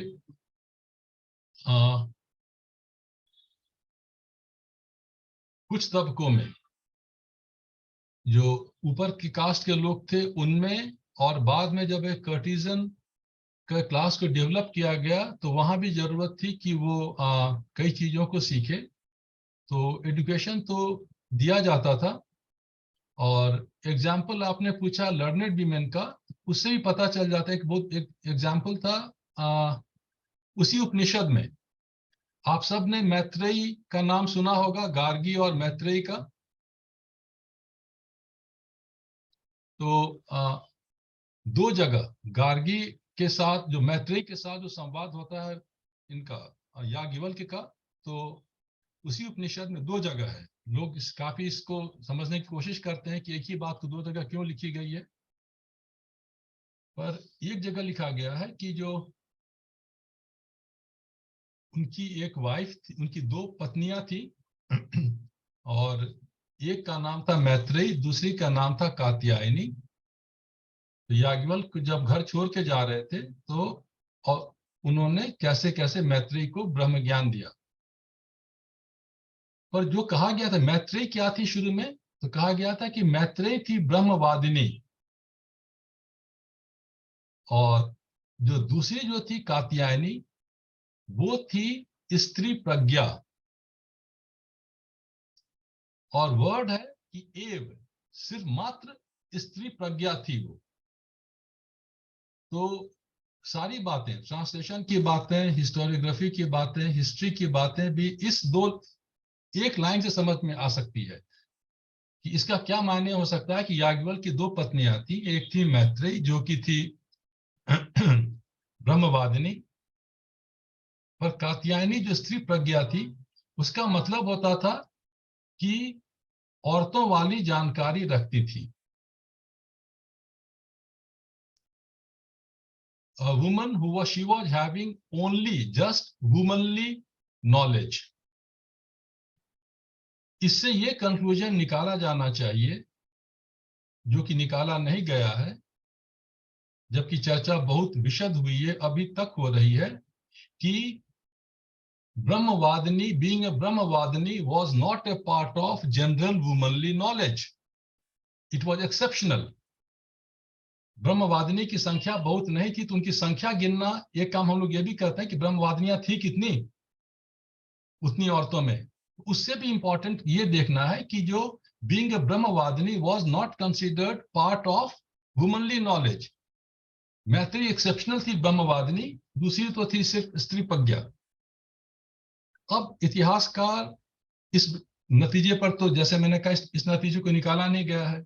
दूसरा काम क्या करते हैं, शकुंतला राव शास्त्री ने क्या किया है, ट्रांसलेशन ही बदल दिया है। स्त्री प्रज्ञा का नाम कर दिया है कि she was a woman of mundane temperament, worldly temperament, या वर्ल्डली नॉलेज उनका था। औरत जात वाला नॉलेज नहीं था उनका, वर्ल्डली नॉलेज कर दिया उन्होंने। सबसे तो बड़े उस्ताद थे, एक प्रोफेसर इंद्र थे, उनकी बड़ी मोटी किताब है स्टेटस ऑफ वीमेन, 1940s की लिखी हुई किताब है, status of women in ancient India. उन्होंने ही actually it is so sexist, he saying कि जो Yajnavalkya was a peace loving person, so he knew better than having two philosopher women as wives in the same house under the same roof. घर की शांति के लिए एक को रख लिया ब्रह्मवादिनी बात करने के लिए, और दूसरी को रख लिया स्त्री प्रज्ञा घर का काम संभालने के लिए। मेरे लिए ये डायकोटमी और भी इंपॉर्टेंट है, क्योंकि इसी डायकोटमी से कर्टिजन कल्चर का मैं जन्म देख रहा हूं। घर का काम करने के लिए, शासन करने के लिए आपको चाहिए स्त्री प्रज्ञा, मन बहलाने के लिए, इंटेलिजेंट कन्वर्सेशन करने के लिए, दिल बहलाने के लिए आपको चाहिए गणिका।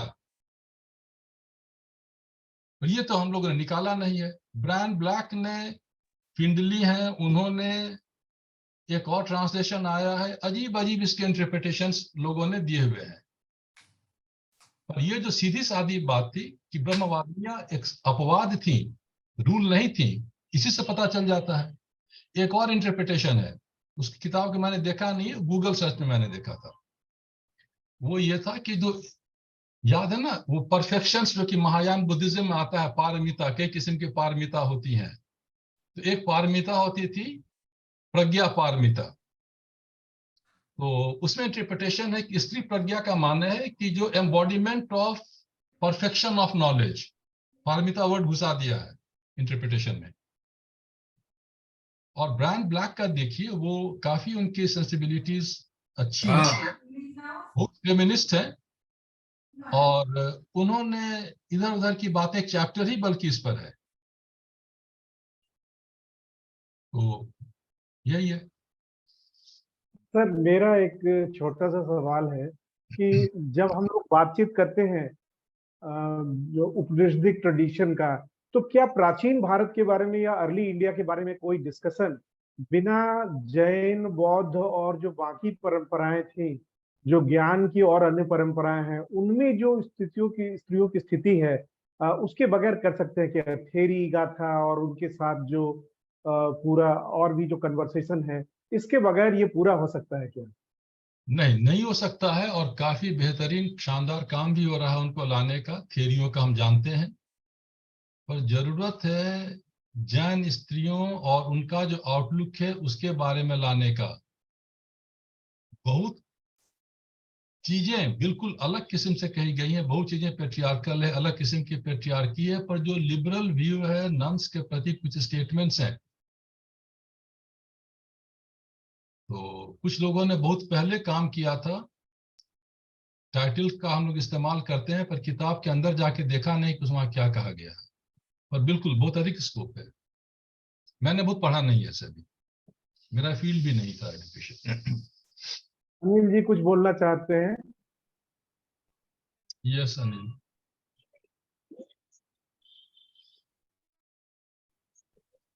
नहीं, मैं कुछ बोलना नहीं चाह रहा था। आपने कह दिया है कि आप बोलिए, वो बात अलग है, पर मैं बोलना नहीं चाह रहा था। ये प्रदीप का स्टाइल है बुलवाने का। प्रदीप का स्टाइल है। अब इन्होंने कह ही दिया है तो मैं दो बातें बोलता हूँ। जी। देखिए, I am no expert on ancient India, and therefore for me it was very enlightening, the talk. I loved it enormously. I think two things stand out, two larger things stand out for me in this talk.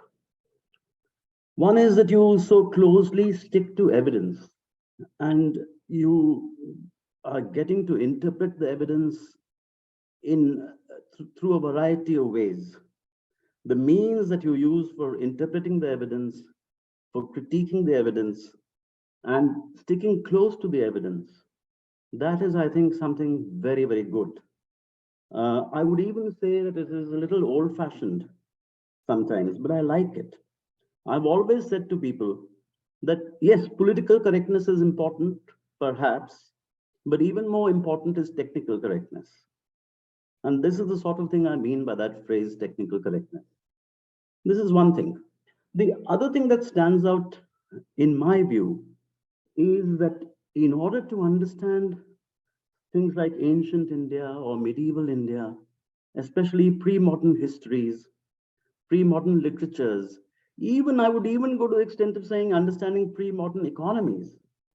You have to have a very good philology, a very good understanding of languages.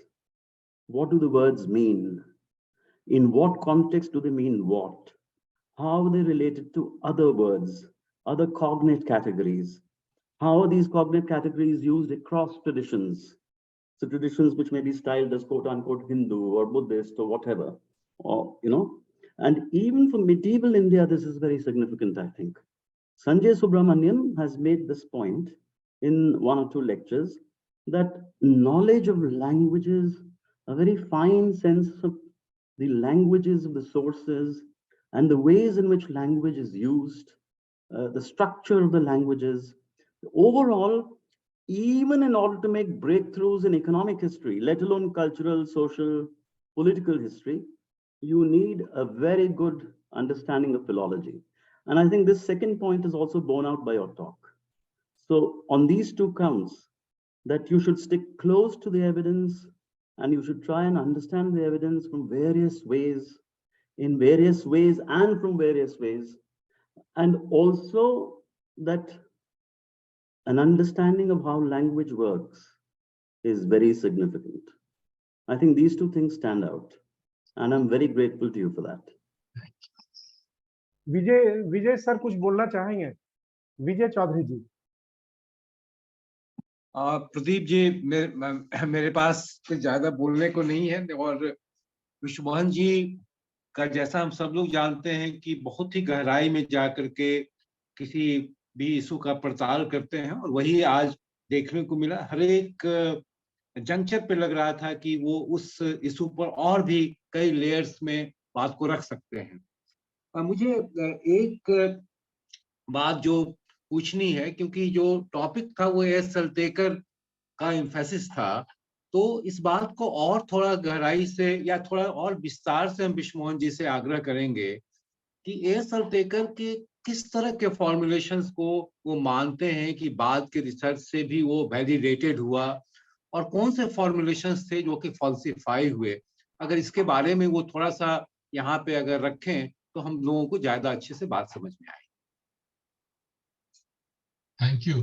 अरे मतलब ये सबसे पहले तो मुबिन, मैंने copy paste कर लिया है आपकी चीजों को, मैं जरूर पढ़ूंगा। Thank you so much for alerting me to those references. और 2016 में विजय अविनाश ने बुलाया था पटना में एक लेक्चर देने के लिए। तो एस अल्टेकर के बारे में मुझे बोलना चाहिए था जब टाइटल में था। वो उनकी किताब है जो पोजीशन ऑफ विमेन या दूसरे जो काम थे, तो उनका बहुत अच्छा क्रिटिक किया था उमा चक्रवर्ती ने। सोशल साइंटिस्ट में उन्होंने एक लिखा था अल्टेकेरियन पैराडाइम पर, कि अल्टेकर की जो हिस्ट्री राइटिंग थी, उनके कॉन्ट्रीब्यूशंस अपने समय के लिए थे, पर उससे आगे जाने की जरूरत है, और क्या प्रॉब्लम्स हैं अल्टेकर जैसे की हिस्ट्री राइटिंग में। उन्होंने एक पैराडाइम बनाया, इससे हमें आगे निकलना है, और निकले भी, बेहतरीन काम भी किया। इस पैराडाइम का नाम रखा था अल्टेकेरियन पैराडाइम। तो पर लेकिन जो शुरू का काम किया, जो कुमकुम रॉय ने, उमा चक्रवर्ती ने जो काम किया, तो साइटेशंस दिया अल्टेकर से, अपनी बात रखी, तो बाद के जो लोग थे उसके बाद एक ढर्रा बन गया था कि अल्टेकर की किताब तो बिब्लियोग्राफी में मैं देखता हूं, लेकिन एक्चुअली अल्टेकर से एंगेजमेंट करना ये बहुत कम है। उज्जैनी रे की जो थीसिस है सोएस लंदन की, उसको मैंने देखा है, उन्होंने इंडिपेंडेंटली किया है, बहुतों ने नहीं किया है। अल्टेकर की किताब बिब्लियोग्राफी में डाल देते हैं और लिखते वही हैं जो कि ऑलरेडी उमा चक्रवर्ती और कुमकुम रॉय बता चुकी हैं। पर अल्टेकर में और भी बहुत कुछ है, अगर हम पढ़ेंगे तो कई चीजों को हम जानेंगे, और जो बातचीत शुरू की थी अल्टेकेरियन पैराडाइम के माध्यम से, उस बातचीत को आगे बढ़ाएंगे। और जैसा कि मैंने कहा था कि जो भी लर्न, जैसे कि ये जो उन्होंने कई पजल सेटअप कर दिया, और Altekar was a fine legal man mind. उनकी लॉ की भी ट्रेनिंग थी। उन्होंने कई शब्द का इस्तेमाल किया जिसको डिक्शनरी में देखे बगैर हम नहीं समझ सकते हैं। और उन्होंने कई पजल भी हमारे लिए सेटअप किए। जैसे मैंने कहा था कि जनरली वीमेन का पोजीशन डिक्लाइन कर रहा था, ठीक है। उन्होंने कहा था कि जब उनको एजुकेशन का राइट था तो उनके पास प्रॉपर्टी राइट नहीं थी, जब एजुकेशन का राइट छीन लिया गया तो प्रॉपर्टी राइट आ गई। जैसे कि एक ये पजल, कई चीजों में उनके साथ मैं समझता हूं कि जो न्याय हुआ नहीं है। और इन्हीं सारी चीजों को लेकर के वो जो एड्रेस था, पता नहीं, मैं लिख तो लेता हूं, छपा नहीं पाता हूं, तो थोड़ा लंबा ही लिखा हुआ है, पर मैंने लिखा था, उसका जो टाइटल है ये मैं लिख के दे रहा हूं। मैंने कहा था कि ऑफ, इसी से चल जाएगा पता कि जो मैं क्या कहना चाह रहा हूं बात का। Of paradigms and paradigmatic change. S Altekar का पूरा नाम था अनंत सदाशिव अल्टेकर।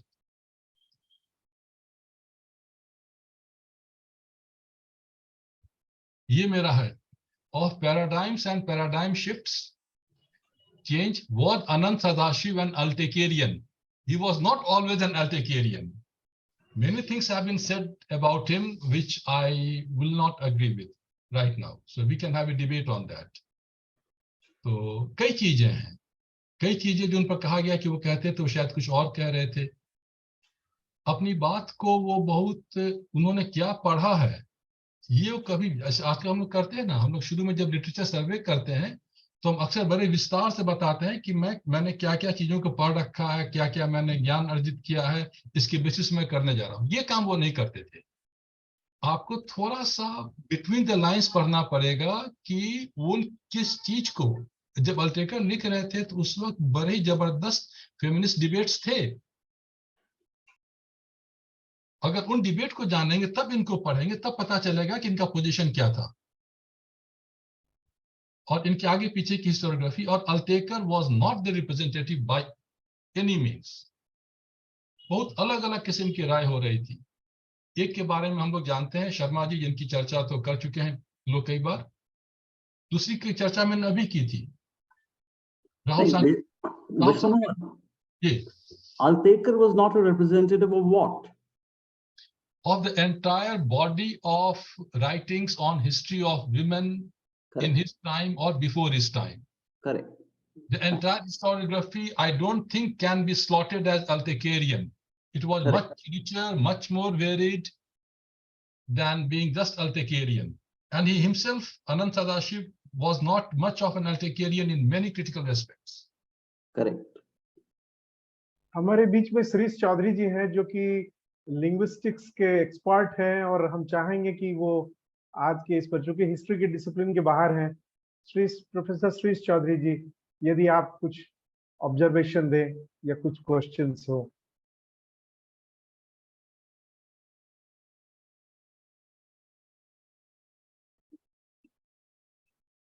प्रोफेसर श्रीश चौधरी सर, आप हैं?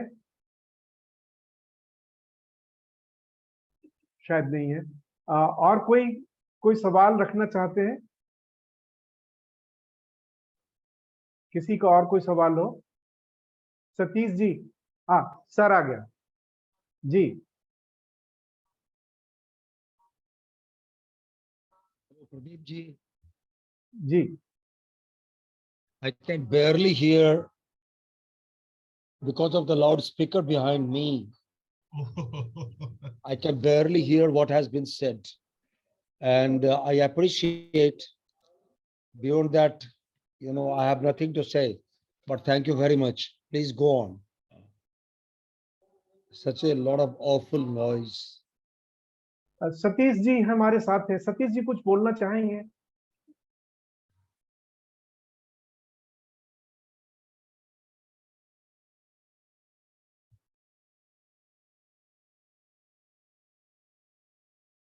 सतीश जी,